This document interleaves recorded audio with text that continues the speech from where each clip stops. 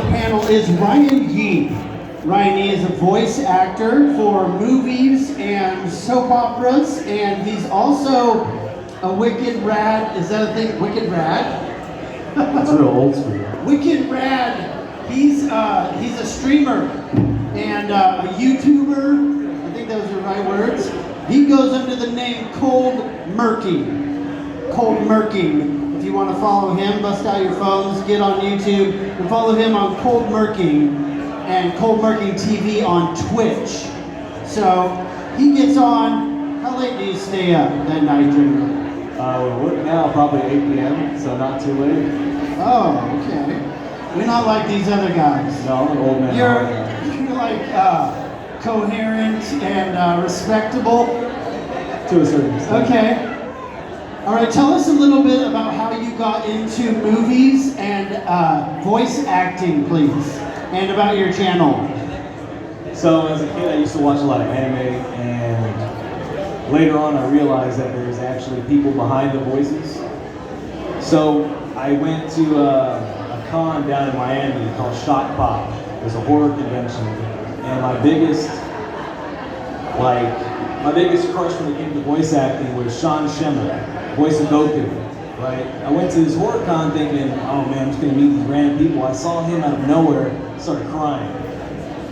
Little did I know I had an audition already set up for the week coming up, and I told him about it, and he gave me you got this, you can just put your mind to it, and I was like, man, this is great.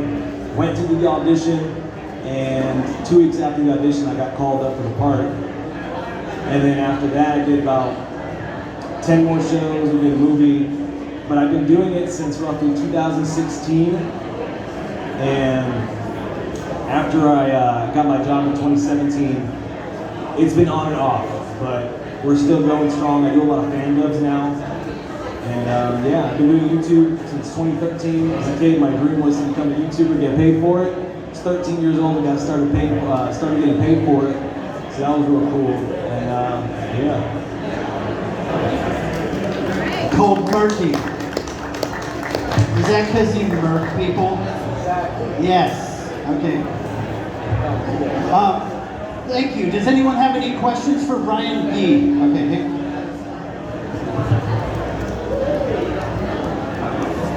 Hey, how you doing? So I guess my question is, if someone was interested in doing that, what would be your suggestions to get started? Like coming in from zero, how do you get to one? So the first step that I took was find a local dubbing studio, right? What I did was I just looked up voice acting nearby, and the company that I work for is called The Kitchen. They won Emmys doing a bunch of stuff, like they did South Park in Spanish. They do the video games, whole 9 yards. They got partners and stuff. I just called them up. I said, "Do you guys have any auditions?" They do a demo reel at there. They send it off to all their clients, and they like your voice, and they just pick you for something. We try it out. Yeah. All right. Thank you, Ryan. Give it up for Ryan YEE, everybody. Yeah. Up next is Chris Garrison. He plays our Banthar on Cyber Psychos podcast, and he actually has an Argentinian accent, which is voice acting. I'm trying to get away from the speaker here. So all the podcasters are voice actors, and tell us how you got into that, Chris. Well, my acting name is Ash Manuel Romain Pablo Ruben Gonzalez Smith, also known as Banthar, and I got into the podcast from mutual friends that have asked me to join in the fun, and it's been a really good experience, so thank you very much. Oh, he did the voice for you. Tell us your name one more time. I don't think we heard that. It is Ash Manuel Romain Pablo Ruben Gonzalez Smith, also known as Banthar. You can listen to Cyber Psychos podcast on Apple Podcasts and Spotify, Google Podcasts, and all that. Up next is Keith Lowry. He plays Sly Cooper on the Cyber Psychos podcast. Tell us how you got into that, and we know that you're a dungeon master as well, right? Tell us about both of those things, please. You're just killing us with it. It's like a sonic weapon. I mean, there's not really much to tell. I got into. Okay, yeah. Just shut me off on what? Oh wait, no, You're good. You're good. no, it's great. So originally I got into playing Cyberpunk with John. He posted a message on a forum, and I was like, yeah. And at the time, I didn't have anything to do on Monday night, so I showed up. And I guess they thought I was pretty funny. I don't know how all that worked out, but I got asked to be on the podcast. As far as dungeon mastering goes, it's probably one of the easiest things you can do. People get super intimidated by it, but like personally, I feel like 30 minutes prep time prior, and I just roll with it. It's more about improv and feeling what the players and people want to do, rather than like having a set story plan. I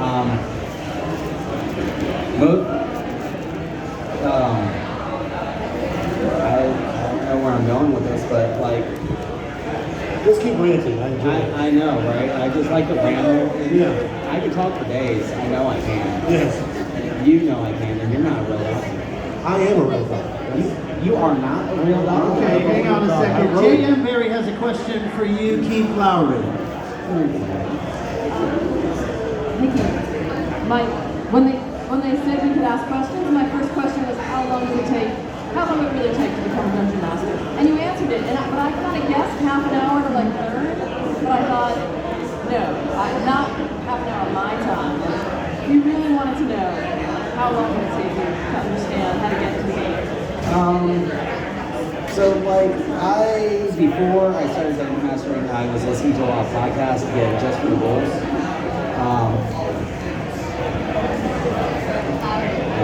So when at first I was listening to a lot of other podcasts with people and with other people, and so just to get like a feel for the rules.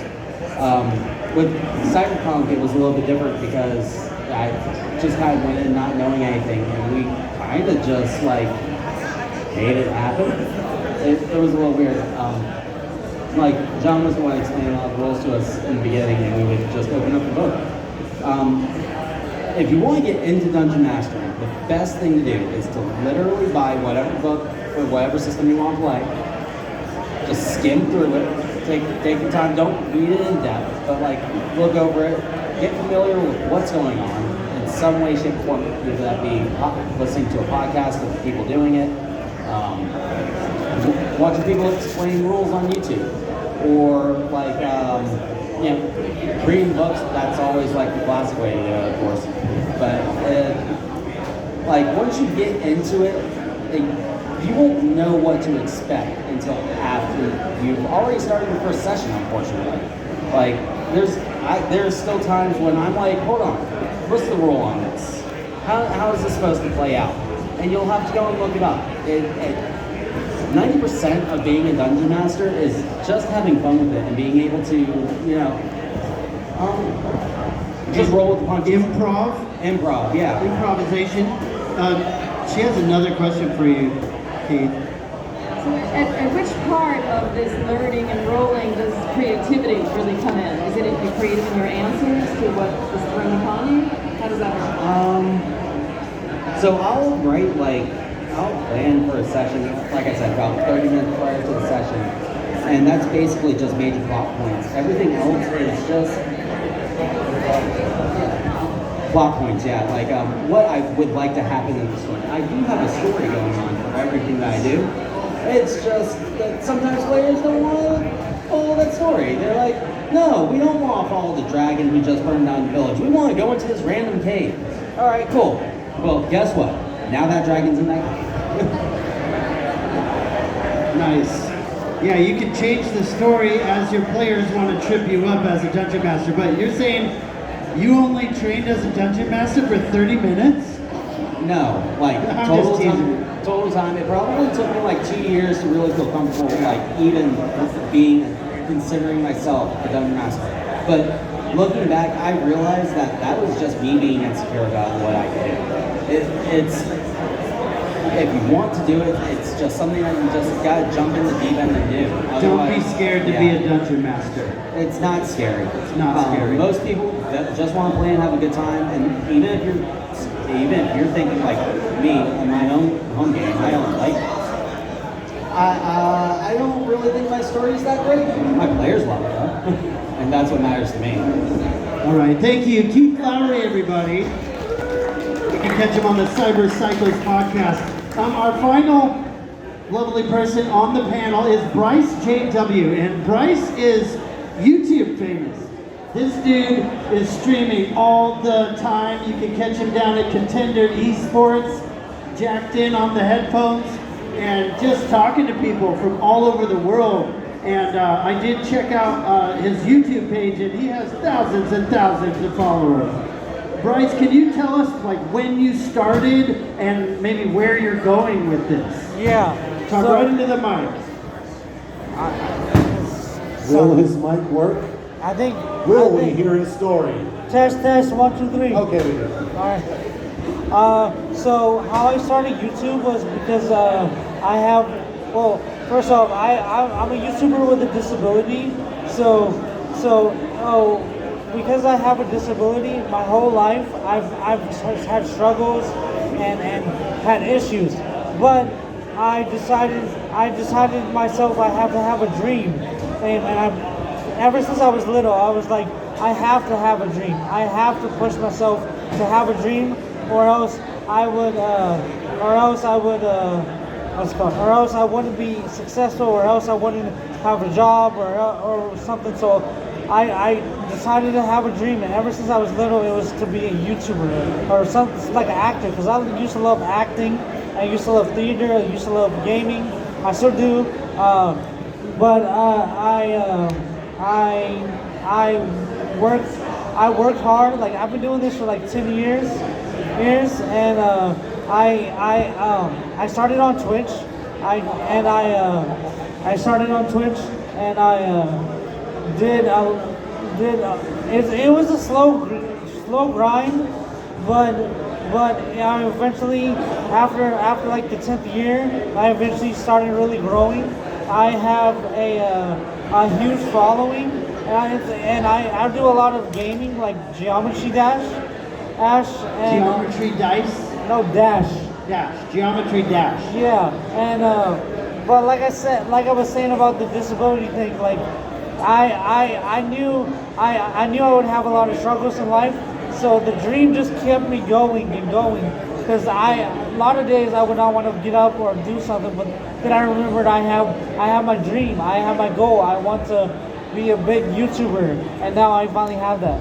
It seems like you kind of are a YouTuber. I would say your numbers are serious on YouTube, and I love that, having something to wake up for.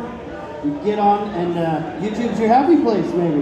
Yeah, it is. Yeah. I love it so much. All right. Does anyone have any final questions for anyone on our Q&A? I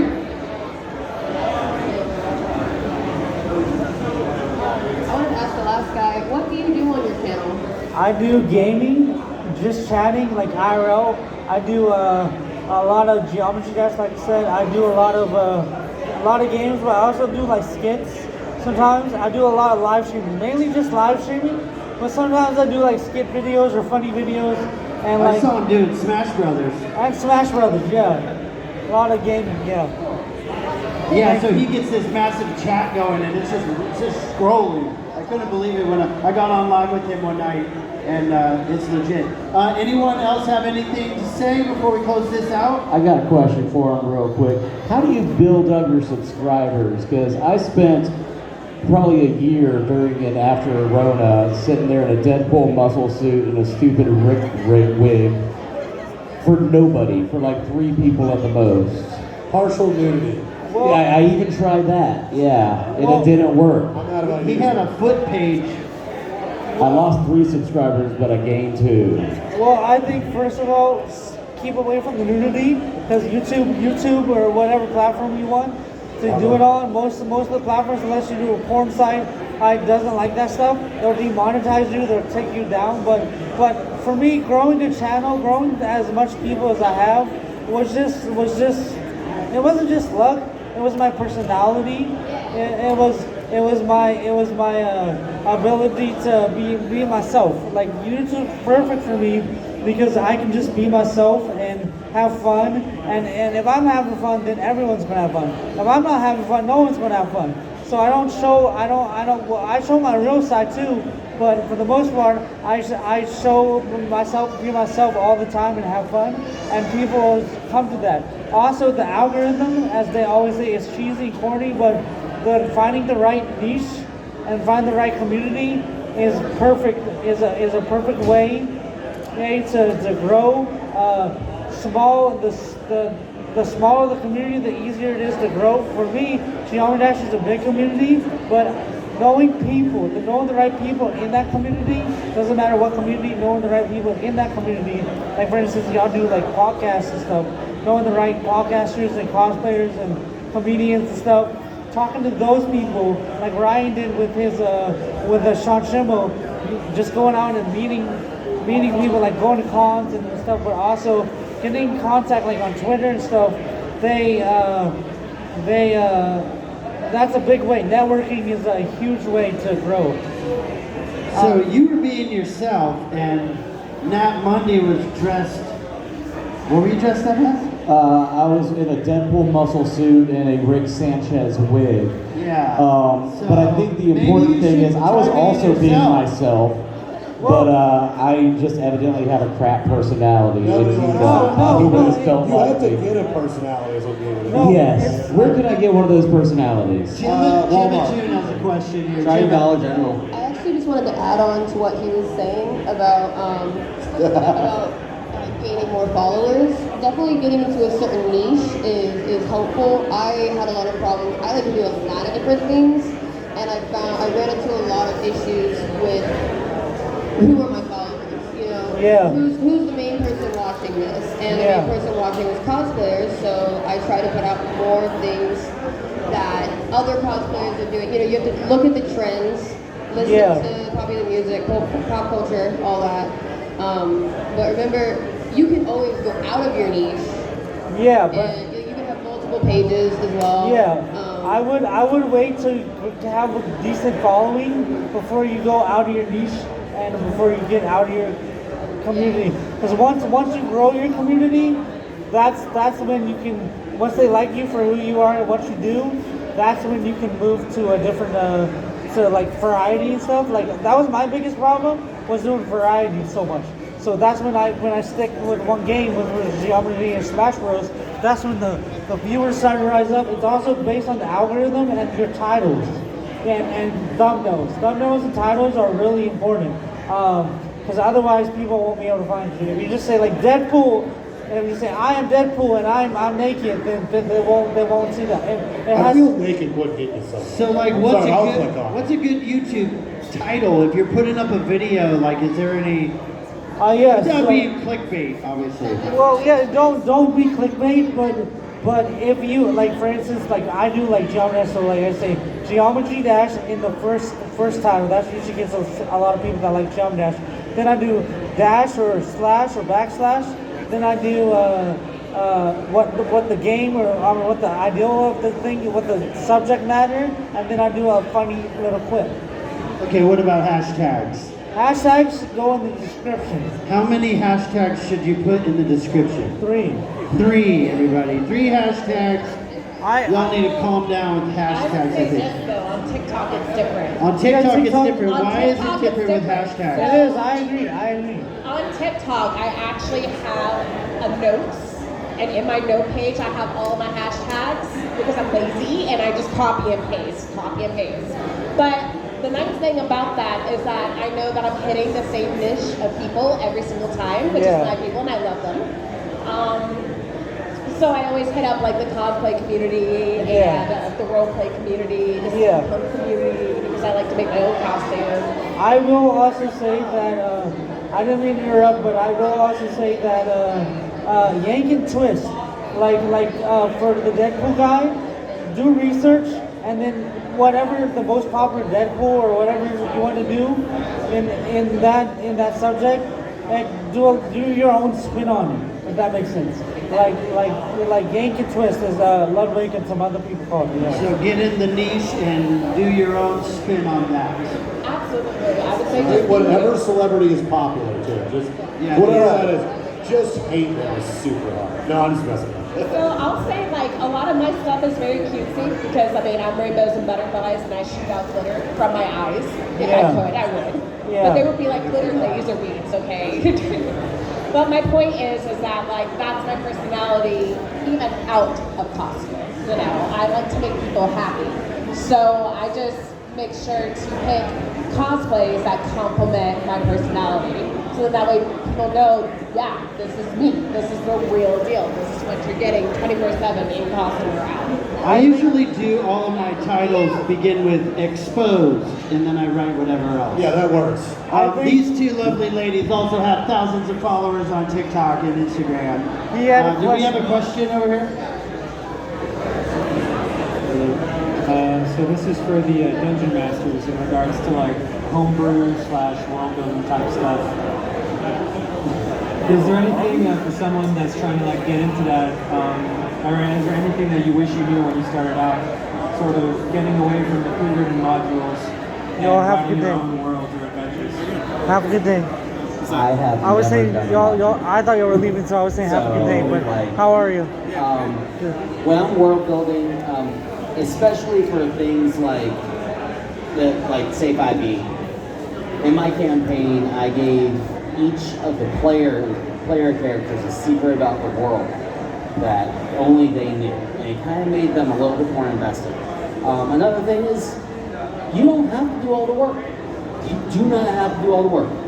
Let your players come up with some background information. Make them make a background. Like, take some of that work off you, and then incorporate their story into it. You know? Or when players do that little guessing game, like, oh, I bet it's like this. You're like, how'd you know? Yeah. On that same note, over here. Hi. I'm also a dungeon master. Yeah, I started in my high school, and yeah, I've done a lot of world building in my time. One of the biggest pieces of advice that I wish I had given myself back then was, all right, yeah, build the beginning of your story, but do not plan an ending.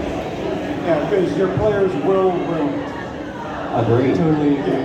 Yeah, if you're planning a fully Western, Eurocentric, style, adventure, somebody's going to want to come in as a Shaolin monk for no reason whatsoever. It's me. I know. It's me. I'm also the guy who shoots the RPG into the room full of people and just ruins that whole experience for everyone. And if you want a lot of practice being a DM, find a bunch of friends that don't like being a DM. I have a question. Yes. Where can I find the what is it called? Cyberpunk Red or Cyber Psychos? Cyber Psychos The is the Cyber name Psychos, of our thank you. podcast. Where can I watch or read the Cyber Psychos, and what time do y'all usually upload?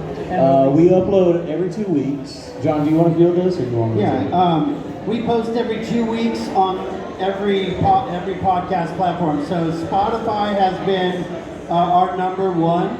So if you're launching a podcast, I went through rss.com and it shot us into Spotify like 80 to 1. Like, it was ridiculous how much more Spotify action we're getting than anything else. But it spits us across all the platforms, Apple, Google. We're not getting much action outside of that. It's real sad. Okay. It's not true for all of us. All right, ladies and gentlemen, we are going to do a cosplay contest next, but these lovely people here in the panel will also be the judges. This is not a crowd response. This is going to be a judged cosplay contest. We're going to do it at 5 o'clock right here. Cosplay contest in 15 minutes. Also, I'm cooking and will accept bribes. Let's get a big round of applause for our celebrity panel. Thanks for coming out to Nerdfest, y'all. I refuse to be called a celebrity. I am not one.